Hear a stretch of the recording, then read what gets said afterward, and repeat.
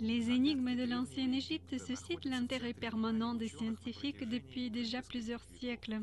Parmi de nombreux monuments culturels et architecturaux laissés par la civilisation disparue, les plus connus sont incontestablement les trois pyramides géantes situées sur le plateau rocheux de Gizeh près du Caire.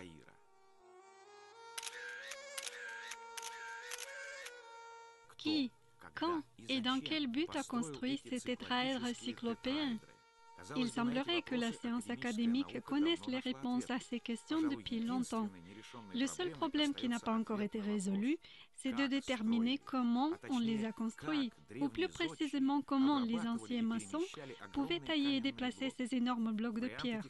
On propose des solutions techniques bien variées, mais toutes ces solutions ont beaucoup de points faibles, et toutes les tentatives des chercheurs de prouver leur théorie par la pratique ont échoué. Cependant, encore dans la première moitié du XXe siècle, les ingénieurs chimistes ont fait une découverte qui a donné la clé pour comprendre la technologie de la construction des pyramides. Bien plus, une expertise indépendante des pierres de la construction a pleinement confirmé que ces scientifiques avaient raison. L'énigme des anciennes pyramides a été résolue. On pourrait croire que cette découverte aurait dû faire sensation et que le chercheur aurait pu prétendre aux récompenses scientifiques les plus prestigieuses. Il se trouve que les choses se sont passées différemment. Le milieu scientifique a complètement ignoré cette découverte. Les égyptologues ont fait semblant de ne pas l'avoir remarqué. À ce jour, ils ne veulent toujours pas le faire.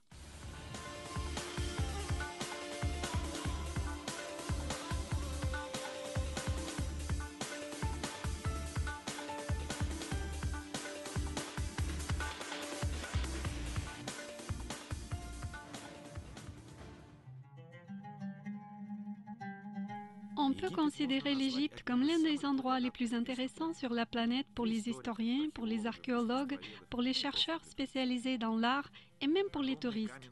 Cela fait quelques siècles déjà que les monuments énormes, les ruines des anciens temples, les hiéroglyphes énigmatiques sur les murs des palais excitent l'imagination des chercheurs.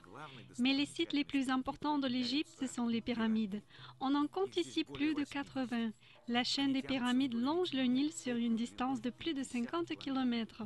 Les monuments dominants dans cet ensemble sont les constructions uniques sur le plateau de Gizeh près du Caire. Les pyramides de Khéops, de Képhren et de Mykérinos ont été appelées les Grandes et figurent dans la liste des 7 merveilles du monde. Et ce n'est pas étonnant, car la hauteur de la plus grande d'entre elles, celle de Khéops, dépasse 140 mètres et elle est constituée de plus de 2 millions de blocs de pierre, dont chacun pèse entre 2,5 tonnes et 15 tonnes. Bien sûr, il est difficile d'étonner l'homme moderne même avec les grandes pyramides.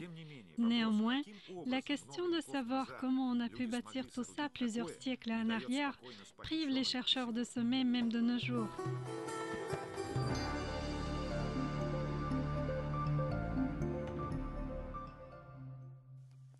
Les égyptologues ont proposé plusieurs solutions de techniques de construction de ces colosses, et de temps à autre, ils tentent de les vérifier en pratique. On connaît plusieurs tentatives dans ce genre. Les Américains et les Japonais ont tenté cela.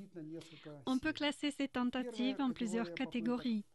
Dans la première catégorie, on peut ranger la fabrication de mécanismes de construction en bois, d'énormes bascules à l'aide desquelles, en entourant les grands blocs de pierre, de cordes et de câbles, les anciens esclaves soulevaient les blocs, comme on le croit, les posaient sur des traîneaux à patins et les déplaçaient sur des dizaines de kilomètres.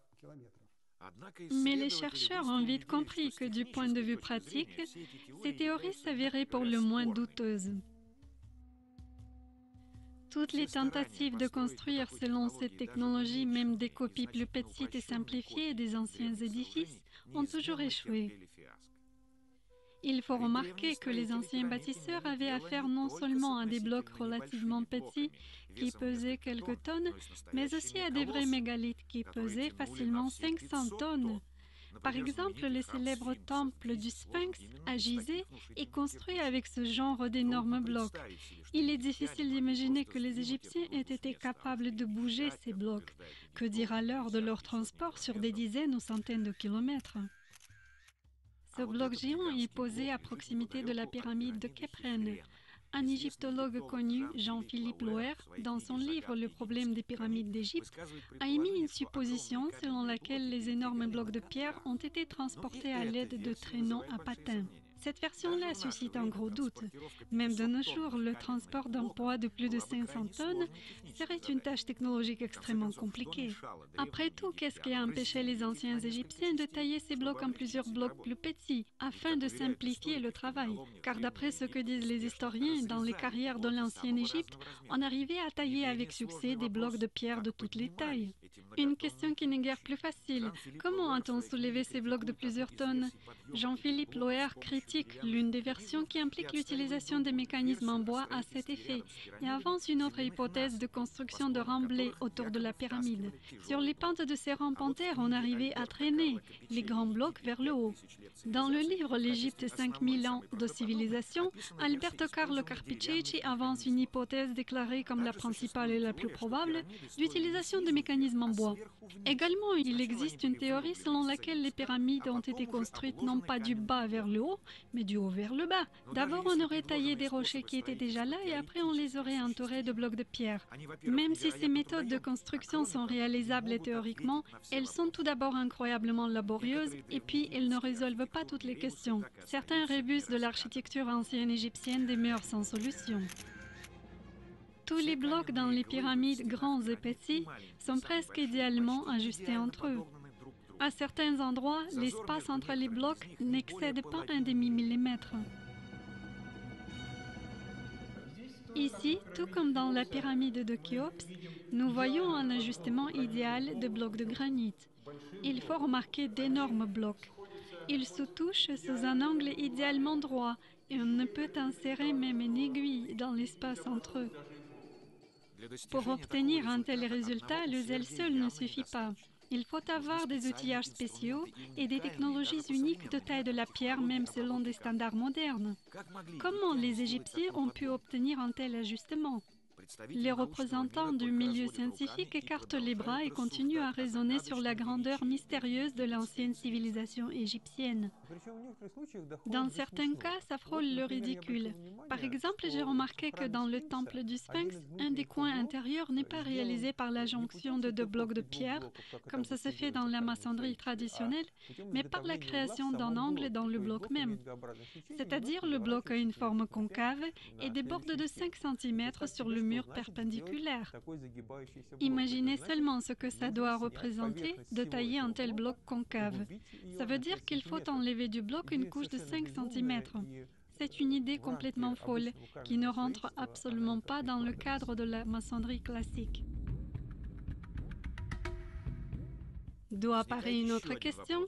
Pour quelles raisons les anciens maçons ont compliqué davantage une tâche déjà complexe? Il faut dire que les auteurs de ces théories sont eux-mêmes conscients de leurs défaillances. C'est pour cette raison que dans certains ouvrages scientifiques sérieux, vous pouvez rencontrer des passages qui, à notre avis, ne relèvent pas de la science, sur le fait que les anciens possédaient des méthodes quasi mystiques perdues, à l'aide desquelles ils arrivaient à transporter par lévitation d'énormes blocs de pierre.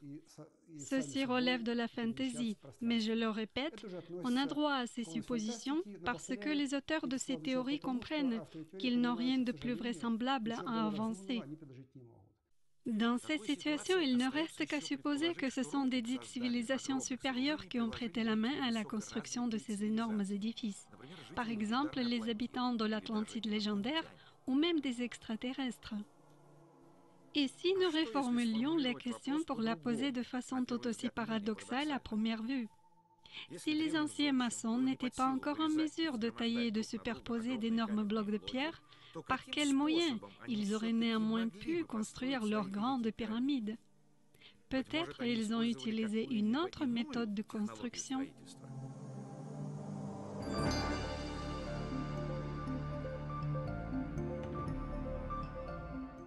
Comment procède-t-on aujourd'hui pour édifier quelque chose de comparable? Par exemple, les gratte-ciel. Généralement, on utilise le béton, bien sûr. Probablement, si on voulait construire les pyramides aujourd'hui, le matériau principal, ça serait le béton. Selon leur apparence, Les blocs des pyramides d'Égypte auraient pu passer pour des blocs en béton, mais la fabrication de ce matériau de construction sous-entend l'utilisation de technologies modernes assez compliquées. Prenons par exemple la fabrication du ciment, le composant principal du béton. Dans la première étape, la roche est broyée avec addition d'eau pour la transformer en masse semi-liquide. Ensuite, dans des fourneaux spéciaux, cette masse subit une cuisson progressive, durant laquelle s'y produisent des réactions chimiques et physiques complexes.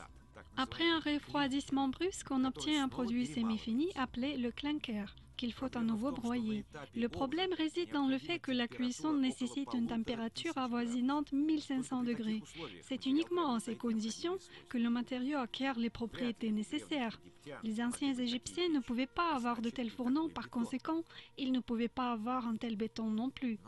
Mais d'un autre côté, l'humanité a toujours utilisé une matière ressemblant au béton ou au ciment pour les constructions en pierre ou en briques. Les hommes savent depuis longtemps que les pierres ne tiennent pas ensemble toutes seules et qu'il faut les lier soit avec du ciment, soit avec de la chaux, soit avec le blanc et le jaune d'œuf, qui d'ailleurs tiennent bien. À des époques différentes et dans des pays différents, les hommes avaient utilisé la cire, la résine, la farine de blé, le fromage de brebis et le jus d'ail. Mais est-ce qu'il est possible d'utiliser ce genre d'ingrédients à une échelle industrielle? Pas pour l'adhésion des blocs, mais pour la fabrication des blocs eux-mêmes, de plusieurs millions de blocs. Alors, on doit exclure la piste du béton. Ou tout de même non. Au milieu du XXe siècle, un chimiste français, le professeur à l'université de Berne, Joseph Davidovits, a développé une méthode de fabrication du béton géopolymère. Cette méthode ne nécessite pas d'utilisation de technologies modernes complexes. Pour fabriquer ce béton, on peut utiliser pratiquement n'importe quelle roche pulvérisée. Le béton durcit rapidement à la température ambiante et se transforme en pierre artificielle. De nos jours, cette technologie est employée avec succès par des compagnies de construction américaines et européennes. La force de la découverte de Davidovits, c'est que pour la fabrication de la pierre artificielle, il a proposé d'utiliser un phénomène physique bien connu, l'adhésion. L'adhésion, du mot latin adhesio, coller. C'est une agglomération de matériaux liquides ou durs aux endroits où leur surface entre en contact. Davidovits a supposé qu'il a redécouvert quelque chose que vraisemblablement connaissaient les anciens bâtisseurs autrefois, notamment ceux qui ont construit les pyramides. C'est Davidovits qui a avancé cette hypothèse courageuse que les pyramides et autres constructions d'Égypte ne sont pas du tout en pierre mais en béton. Pour la fabrication du béton géopolymère, on n'a pas besoin de haute température, ni de haute pression, ni de technologie moderne. Tout ce dont on a besoin, c'est de connaître les proportions exactes des composants chimiques de ce mélange. Joseph Davidovits a défini 13 composants du matériau de construction des anciens Égyptiens. Il est apparu que tous ces composants se trouvaient littéralement sous leurs pieds. Par exemple, le carbonate de sodium est disponible en grande quantité dans les déserts et lacs salés locaux. Et la boue du Nil contient l'oxyde d'aluminium. Même aujourd'hui, au Caire, les gens sont assis sur la rive en bout du Nil, qui n'est pas une argile ordinaire, mais un mélange contenant des hydroxydes de fer, d'aluminium et d'autres matières, notamment organiques, qui durcit en séchant, devenant presque comme une pierre. C'est un agent liant excellent. Regardez, ils ont construit ici avec des briques non cuites en argile du Nil, ou en d'autres mots en terre tout simplement. Un agent liant est nécessaire pour obtenir une pierre artificielle à partir de roches telles que le granit ou la diorite. Mais on peut se passer de liant quand on a affaire à une roche tendre qu'on peut assez facilement réduire en poudre fine. On peut prendre n'importe quelle roche, la granuler en calibre défini, mélanger avec de la poudre plus fine de la même roche, faire une solution avec de l'eau. Par ce moyen, on obtient une pierre artificielle qui est difficile à distinguer de la pierre naturelle. Ainsi, on peut arriver à la conclusion que dans l'Égypte ancienne, il y avait toutes les conditions pour fabriquer le béton. À ce propos, il existe une image égyptienne ancienne curieuse sur le mur de la tombe de Rekhmiré dans la vallée des Nobles. On peut l'interpréter comme une illustration étape par étape du processus de la fabrication des blocs en béton. Voilà deux Égyptiens qui prennent de l'eau avec des cruches dans un réservoir rectangulaire. Le troisième écrase la roche. Les suivants font le mélange et mettent la masse obtenue dans un panier. Ensuite, ils la déversent pour fabriquer un bloc.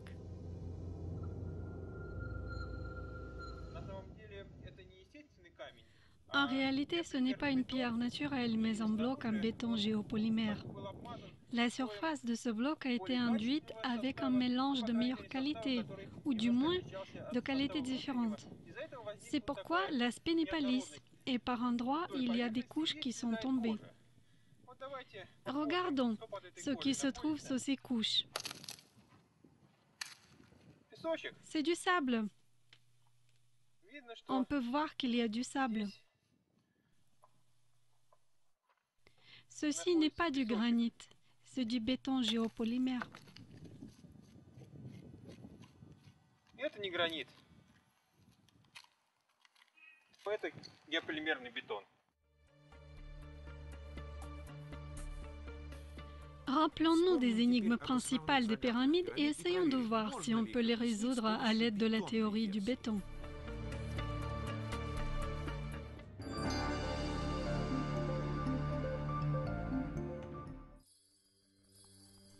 Le scientifique ancien grec Hérodote, que l'on appelle souvent le père de l'histoire, après son voyage en Égypte où il a parlé aux prêtres locaux, a avancé son interprétation de la technologie de la construction des pyramides.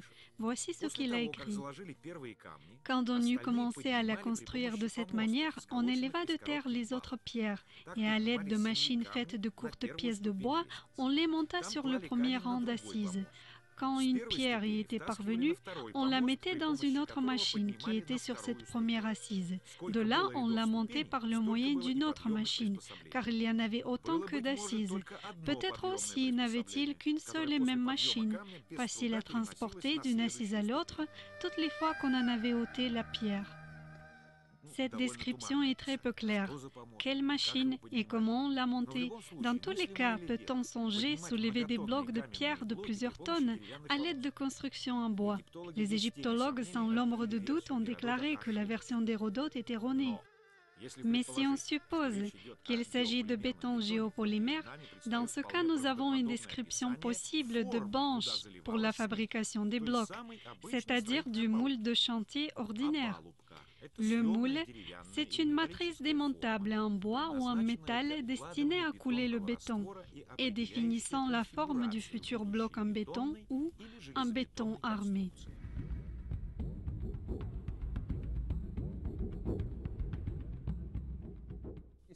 Si on étudie attentivement ce texte, on comprend alors qu'Hérodote a décrit un moule en bois à l'aide duquel s'élevait, grandissait la pierre.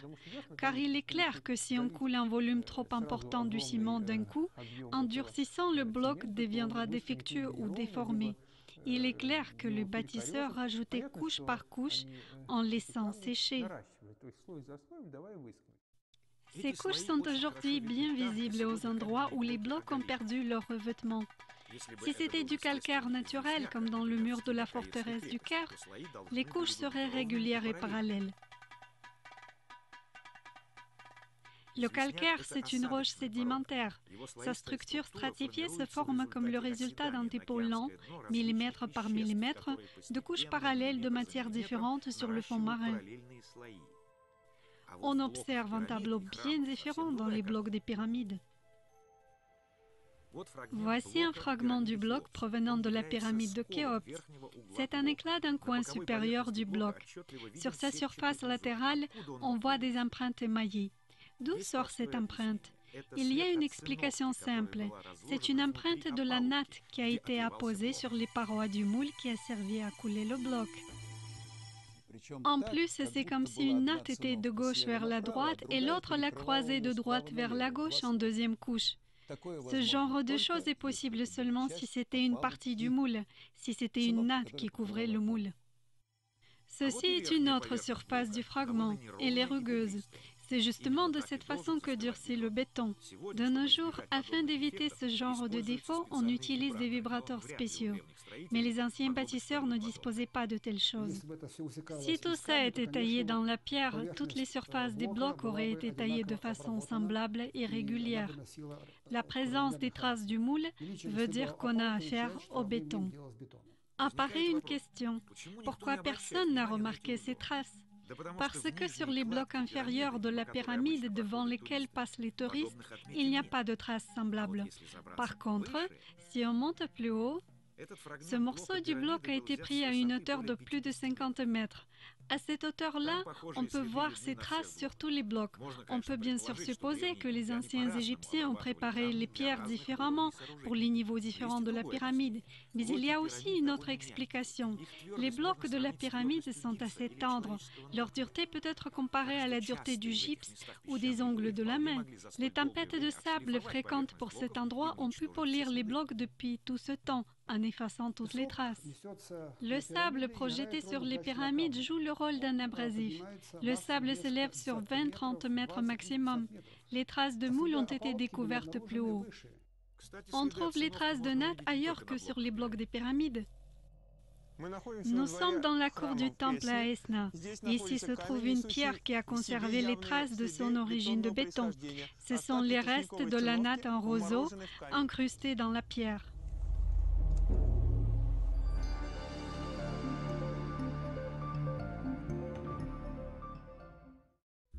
Maintenant, essayons de comprendre la deuxième énigme. Comment, lors de la construction des temples et des pyramides, les Égyptiens ont équarri les faces des blocs pour que l'espace entre eux soit minimal? À certains endroits, ces espaces ont l'air de simples égratignures sur la surface de la pierre.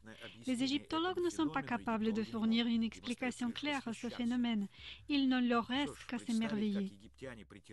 En effet, il est difficile d'imaginer les anciens Égyptiens en train de polir les mégalithes.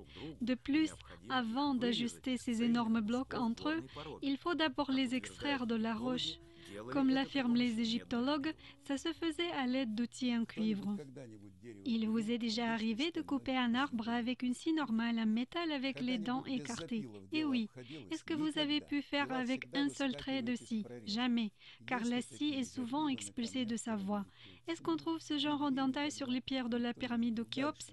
Non, je poursuis. Pour quel but on écarte les dents de la scie d'une part et d'autre?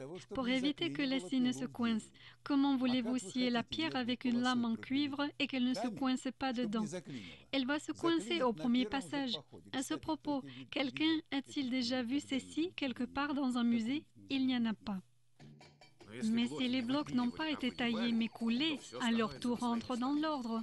Chaque bloc suivant était formé en apposant les branches sur le bloc précédent déjà prêt. Vous y coulez une nouvelle portion du béton et de l'eau, après quoi vos deux blocs littéralement fusionnent. En principe, les anciens constructeurs auraient pu couler des murs monolithes, mais dans ce cas, tôt ou tard, les pyramides auraient éclaté et se seraient écroulées à cause d'écarts de température et à cause de la tension intérieure. Pour que la construction puisse respirer, comme on dit, on a fait des blocs séparés. On constate que les pyramides sont toujours là. On ne voit pas de fente dans leurs parois vieilles de plusieurs siècles. En revanche, on trouve d'autres choses assez inattendues. Par exemple, dans la maçonnerie d'une des petites pyramides située au sud de la pyramide de Mykérinos à Gizeh, on peut voir des cavités assez étranges. Cette pyramide est construite de blocs qui sont couverts de croûte dure, mais à l'intérieur, ils sont assez tendres.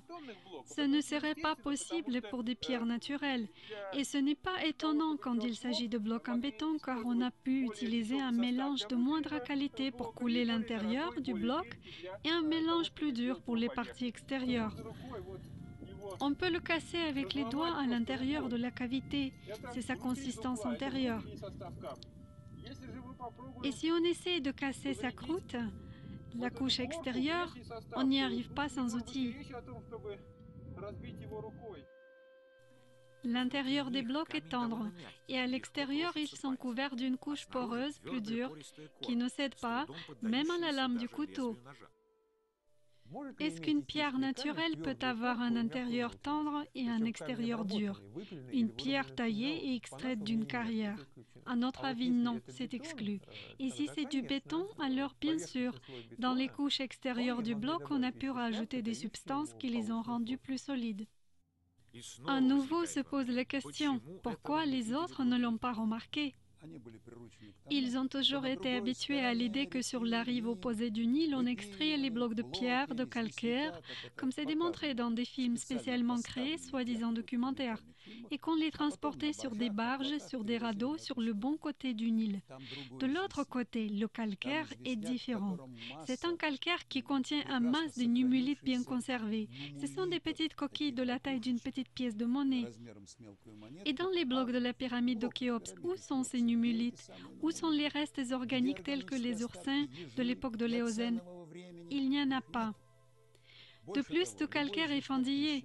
Et j'ai eu beaucoup de mal à trouver une petite fente en me promenant sur la pyramide de Khéops. Le béton est amorphe. Le béton ne fait pas de fente et se comporte comme une matière homogène et de même densité dans toutes les directions.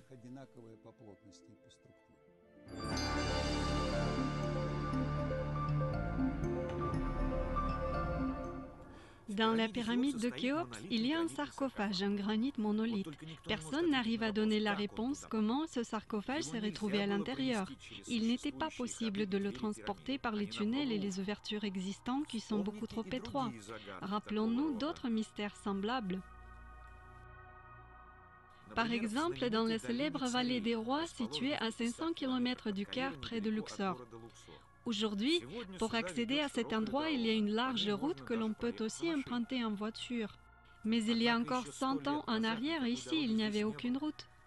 La vallée où ont été enterrés les rois était entourée de rocs escarpés. Pour accéder à l'intérieur, on était obligé de passer par un petit tunnel creusé dans le roc. Lorsque les premiers envahisseurs européens avec Napoléon en tête sont arrivés dans la vallée pour la première fois, ils ont été ébahis d'avoir découvert dans les tombeaux des pharaons les sarcophages en granit. Leur gabarit excédait grandement l'ouverture du seul accès à la vallée. D'autant plus que ces sarcophages, tout comme dans la pyramide de Khéops, n'étaient pas assemblés de morceaux plus petits, ils étaient monolithiques, car ils résonnaient tels des cloches lorsqu'on frappait dessus avec un marteau. Les égyptologues ont dit « Et alors ?» On les a traînés à travers des montagnes, on les descendait avec des cordes. Ça n'aurait pas été plus simple d'élargir un peu l'accès à la vallée? Les roches sont tendres là-bas. Ce n'était pas très compliqué de faire un passage plus large si on devait faire passer les sarcophages. Pourquoi les faire passer par les montagnes? De plus, il faut encore prouver que c'est possible car ces sarcophages pèsent très lourd. Et si on suppose que les sarcophages n'ont pas été transportés mais ont été fabriqués sur place avec du béton de granit géopolymère, on a alors une explication rationnelle à ce mystère.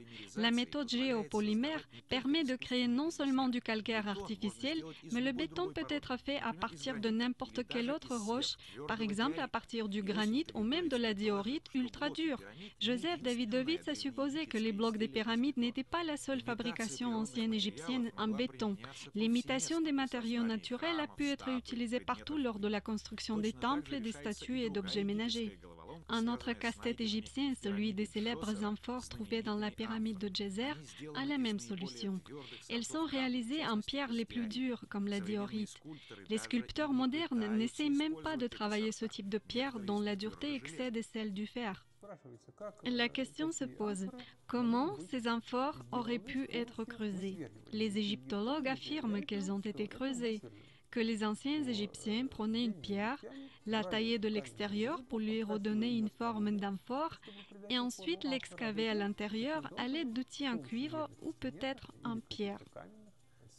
Il faut encore comprendre avec quoi on peut réaliser cela. Normalement, il faut une perceuse au diamant. Et même si on a une telle perceuse, comment l'utiliser à travers d'angoulots très étroits pour que les parois de la partie inférieure soient d'une épaisseur régulière? Il est encore plus étonnant que ni à l'intérieur ni à l'extérieur, on ne voit aucune trace de façonnage avec des outils durs. Combien ça a demandé de temps et d'efforts pour créer les parois de ces récipients non seulement réguliers mais aussi parfaitement lisses. La découverte du Davidovits résout entièrement ce problème. Le béton géopolymère qui n'a pas encore durci a pu être façonné sur un tour de potier comme une argile ordinaire, ce qui signifie que les anciens artisans ne dépensaient pas énormément de temps pour fabriquer chaque objet.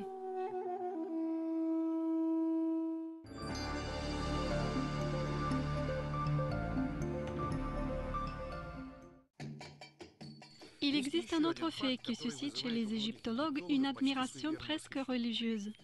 Il s'agit de la profondeur et de la netteté des hiéroglyphes en relief en creux creusés dans les pierres les plus dures. Des analogues à cette méthode ancienne égyptienne de gravure d'images sur pierre n'existent nulle part dans le monde. Si nous étudions la gravure sur pierre dans la tradition européenne ou russe, qui se fait sur la pierre tendre, nous allons constater que la pierre est façonnée sous des angles différents. Apparaissent alors des ornements, des reliefs, des cavités, des facettes, sur lesquelles le jeu d'ombre et de lumière sculpte l'image. Et c'est tout un autre principe dans la gravure égyptienne. Ici, les images s'enfoncent dans la pierre sous un angle droit. Même de nos jours, disposant des alliages les plus durs, on ne parvient pas à créer d'outils qui pourraient s'enfoncer dans le granit ou dans la diorite, comme un couteau dans le beurre. Cependant, on dirait que le burin entre les mains d'un ancien graveur ne connaissait pas de résistance et ne déviait pas, même en rencontrant des inclusions plus dures. Bien sûr, on peut à nouveau faire l'éloge de l'ingéniosité et du zèle des anciens artisans égyptiens et s'étonner à nouveau de leur tendance étrange à se compliquer la vie. En effet, dans quel but on enfonce l'image dans la pierre de plus de 10 cm? Pourquoi il ne se limitait pas à 2-3 cm qui rendent les gravures parfaitement lisibles? Ne faudrait-il pas renoncer à créer de nouveaux mythes sur des anciens Égyptiens laborieux et magiciens lors de recherches d'explications vraisemblables et rationnelles?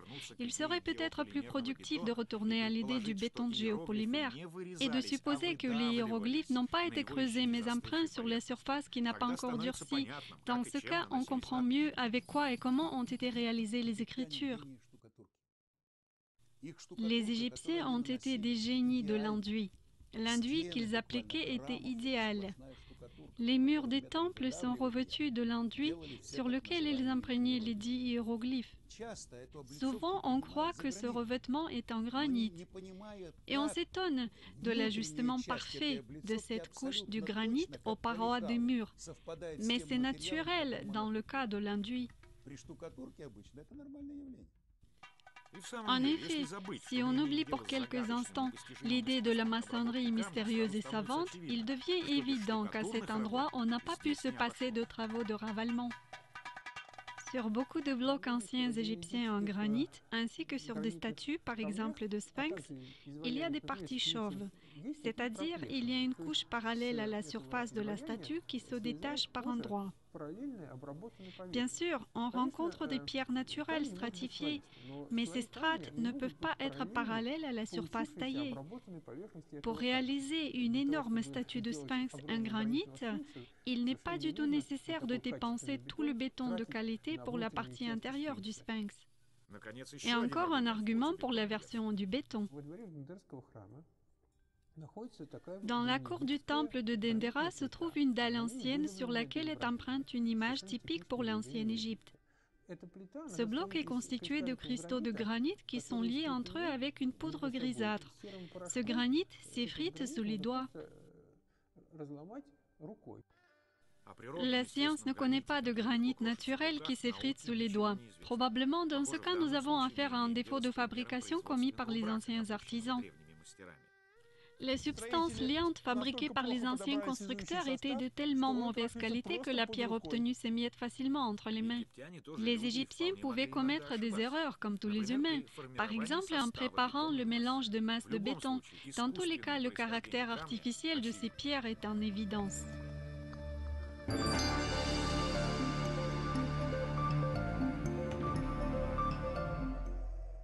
Il faut éclairer une autre circonstance. Comment les bâtisseurs concassaient la roche? Pourquoi ne pas supposer que ce problème était résolu par analogie avec la mouture du blé, avec l'utilisation de mortiers, de broyeurs et de meules? Il n'y a pas de problème avec ça, surtout qu'on a retrouvé en Égypte les dalles sur lesquelles on pouvait broyer les roches. On devait parvenir à broyer manuellement les roches tendres telles que le calcaire. Mais comment pulvériser en poudre les pierres dures comme la diorite? Il se trouve qu'il existe pour cela une méthode pas trop compliquée. Nous le faisons dans les champs chaque année, car des fois on a besoin d'obtenir une poudre d'une roche dure sans qu'il y ait des particules de fer provenant des marteaux ou des mortiers. Pour cela, on prend une pierre, on la pose sur une deuxième et on la frappe avec une troisième. Voilà, ainsi, en frappant une pierre avec une autre, on obtient une poudre. Avec cette méthode simple, on peut obtenir la matière première pour fabriquer une roche artificielle de n'importe quelle dureté. C'est une ressource inépuisable. Bien sûr, ça prend du temps, mais il n'est pas nécessaire de broyer toute la roche en poudre.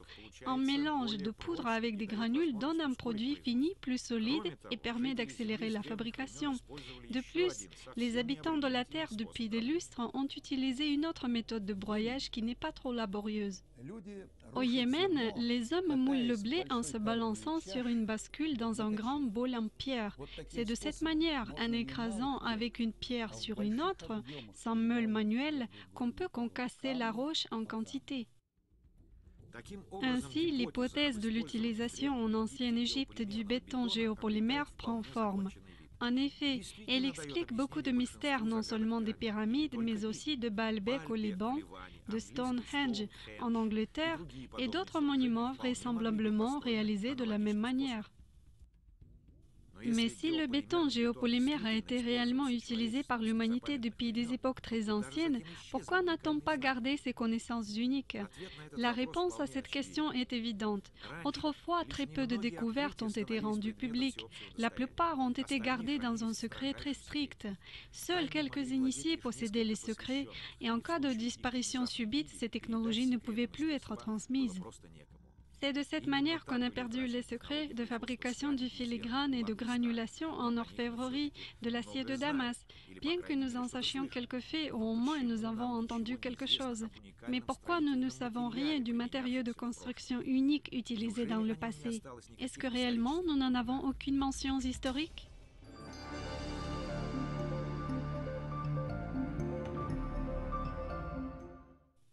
Tout le monde connaît la fameuse pierre philosophale du Moyen Âge. Ce sont surtout les alchimistes du XVIIe, XVIIIe et XIXe siècle qui étaient passionnés par les recherches de cette pierre. Bien sûr, le thème de la pierre philosophale est très large et il a beaucoup de sens. Ici, nous avons beaucoup de sujets différents qui se sont mêlés.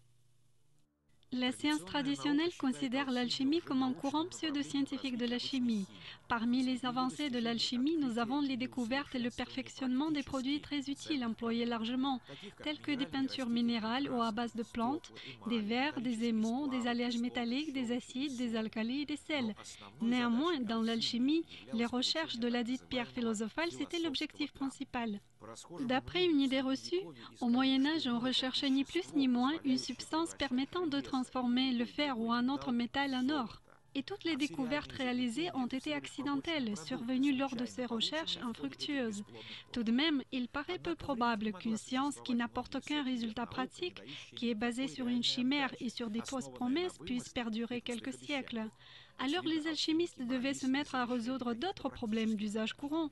De plus, ceux qui les finançaient devaient avoir des raisons de croire que les objectifs étaient atteignables, que quelque chose de semblable avait déjà été réalisé dans le passé. Cependant, de l'histoire de l'alchimie, on sait que le secret de la pierre philosophale a été connu justement en Égypte. La dernière personne qui possédait les connaissances secrètes, c'était un Romain dénommé Maurienus. La légende dit qu'un jour, le roi égyptien Khalid a rassemblé ses alchimistes et exigé de fabriquer la pierre tant convoitée. Toutes leurs tentatives ont échoué.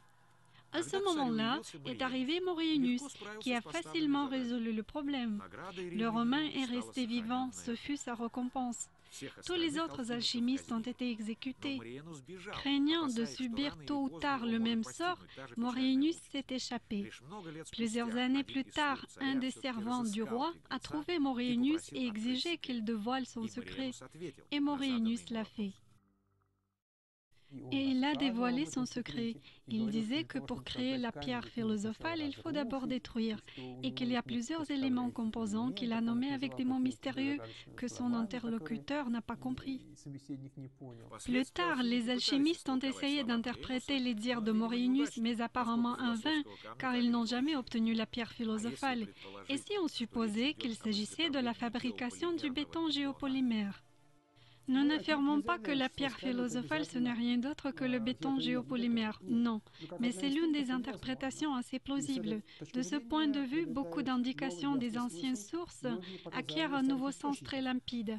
Comme nous l'avons découvert en nous tournant vers des livres anciens de l'alchimie, ces sources reproduisent assez fréquemment et assez bien la méthode de l'obtention du béton géopolymère. En effet, la technologie est la suivante. D'abord, il faut concasser la roche, ensuite il faut rajouter des substances spéciales et tout mélanger pour obtenir à la fin la pierre philosophale. À ce propos, aujourd'hui nous disons la pierre artificielle et autrefois les termes artifice et philosophie étaient employés pour tout savoir en général. La pierre artificielle, c'est une pierre obtenue à l'aide d'un artifice, c'est-à-dire d'un savoir. On peut aussi dire la pierre philosophale. C'est une pierre obtenue à l'aide de la philosophie ou d'un savoir gardé. Naturellement, la découverte aussi capitale que celle de la pierre artificielle qui permettait de fabriquer des murs solides de forteresses et d'autres édifices devait avoir une importance énorme. Après l'avoir perdue, pendant longtemps on a employé beaucoup d'efforts pour la restaurer, mais les alchimistes médiévaux ont travaillé là-dessus au XVIe siècle, n'ont pas réussi. Plus tard, l'idée a été abandonnée. C'est seulement au XXe siècle qu'on a redécouvert la technologie. Évidemment, l'hypothèse courageuse de Davidovits, de Nosovsky et de Fomenko nécessite une vérification indépendante. Pour déterminer authentiquement en quels matériaux ont été faites les pyramides, en pierre naturelle ou artificielle, il suffit d'effectuer des analyses physico-chimiques de la pierre, et cela a été réalisé par des scientifiques russes.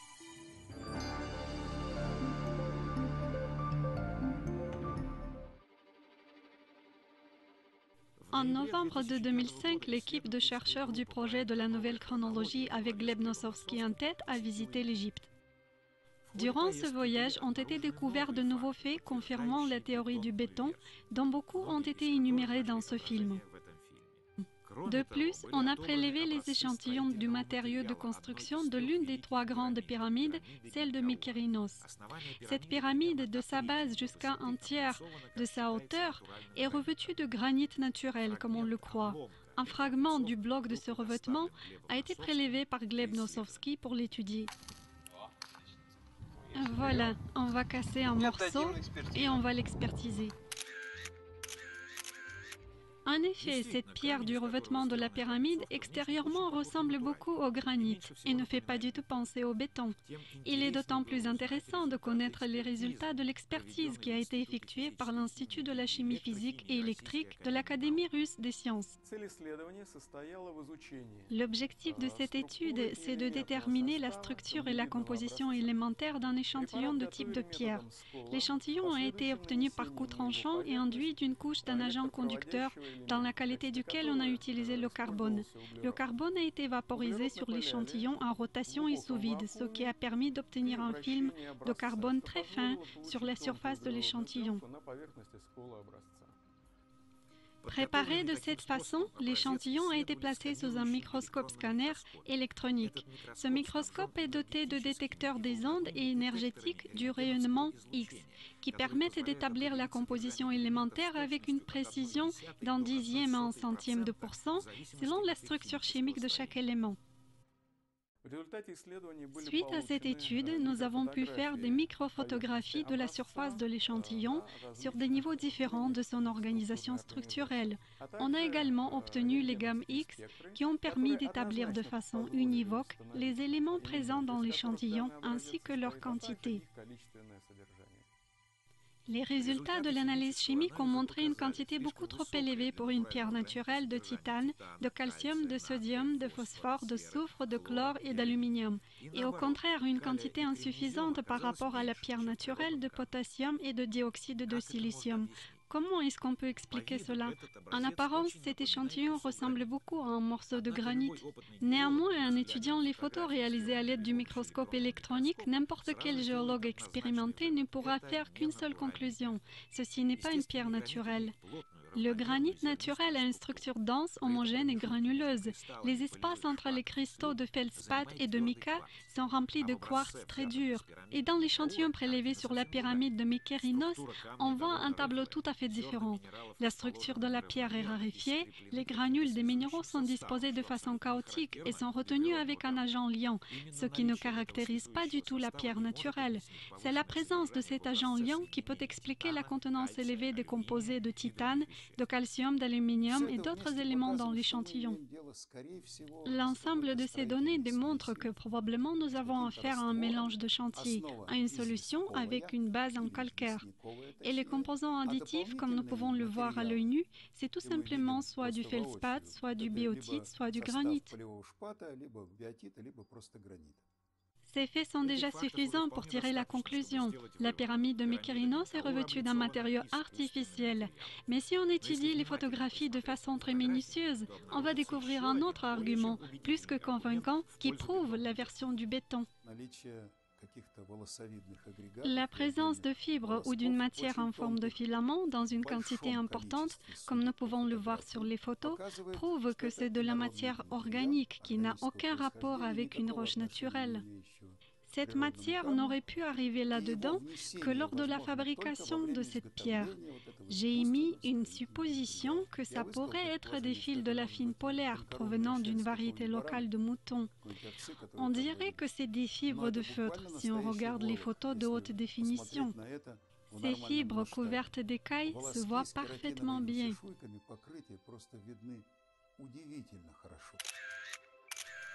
La quantité de la matière étrangère dans cet échantillon de pierre de la pyramide est tout simplement énorme, au point que ça ne se discute même pas qu'il s'agit de pierres artificielles. Alors, ces résultats ne sont pas inattendus. Davidovits avait effectué les mêmes analyses plusieurs années en arrière et était arrivé à la même conclusion. Il est assez étonnant que les égyptologues ne prêtent pas attention à ce genre de résultats. Ça fait longtemps qu'ils sont au courant. Davidovits avait fait des publications, nous aussi. Nous avons vraiment l'impression que les égyptologues ignorent obstinément les raisons avancées par les représentants des sciences exactes.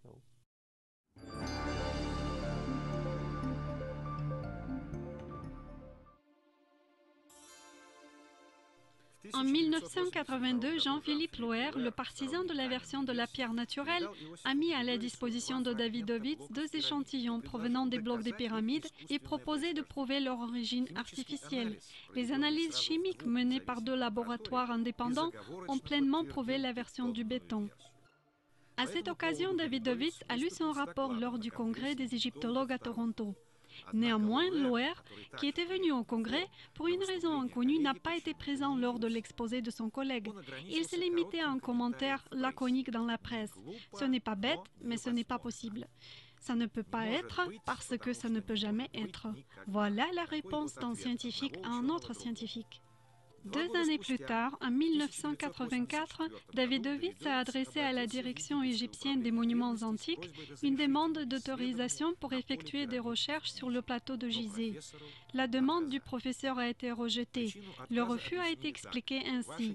Votre hypothèse ne représente que votre point de vue personnel, qui ne correspond pas du tout aux faits archéologiques et géologiques. Le refus avait un caractère purement démagogique. On n'a pu avancer aucun argument scientifique contre l'hypothèse de Davidovits. Selon notre opinion, cette situation témoigne clairement qu'en réalité, certains égyptologues appréhendent toute discussion, car ce terrain est miné de gros problèmes. Et voici un autre exemple tout frais. En 2006, les scientifiques américains ont effectué indépendamment des études de la matière des blocs de la pyramide de Khéops. L'analyse de gamme et l'analyse minéralogique ont démontré que l'échantillon du matériau de construction était fait d'un mélange de calcaire, de sable et d'argile. À ce moment, les experts se devaient de reconnaître la chose évidente, c'est du béton. Mais il semblerait que rien ne puisse ébranler la stagnation presque religieuse des représentants de la science traditionnelle. Ce même Davidovits n'a pas seulement publié des livres, il a en plus démontré en pratique la possibilité de construction d'une pyramide en béton à partir des matériaux qui étaient à la portée des anciens Égyptiens. Quand vous regardez les blocs des pyramides, que voyez-vous? Vous voyez des blocs avec une surface lisse et d'autres avec une surface rugueuse. Nous avons reproduit les deux variantes. Le secret se cache dans les eaux souterraines, dont la qualité change en fonction du climat et du temps. Avec cette démarche, Davidovits a essayé d'attirer l'attention sur sa théorie, mais en vain. On a vraiment l'impression que les égyptologues modernes essaient de garder à tout prix le beau conte de fées créé par leurs prédécesseurs au XIXe siècle. Le conte sur les millions d'esclaves égyptiens qui, tels des fourmis, durant plusieurs décennies transvolutaient des énormes blocs de pierre et édifiaient avec les colossales pyramides. Tous les manuels d'histoire en parlent. Il y a un paquet de films sur ce sujet. Les historiens ne souhaitent pas admettre maintenant que tout cela n'est qu'une fiction, car dans ce cas, de façon inévitable, apparaissent des doutes sur la véracité de leurs autres théories.